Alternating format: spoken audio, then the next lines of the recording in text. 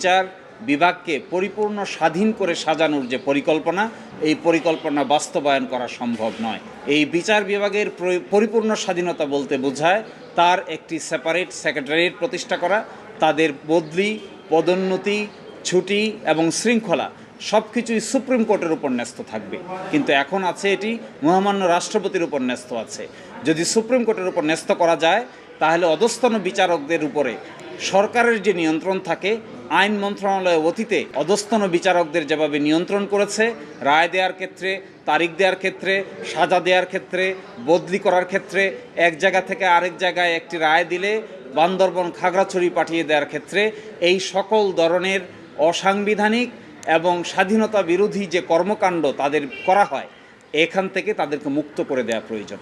এখানে অনেক brilliant officer আছেন, এখানে অনেক যোগ্য ব্যক্তিত্ব আছেন। এই যোগ্য ব্যক্তিত্বকে যদি স্বাধীনতা দেওয়া হয় তাহলে স্বাধীনভাবে তারা বাংলাদেশের জন্য, বিচার বিভাগের জন্য কাজ করতে পারবে।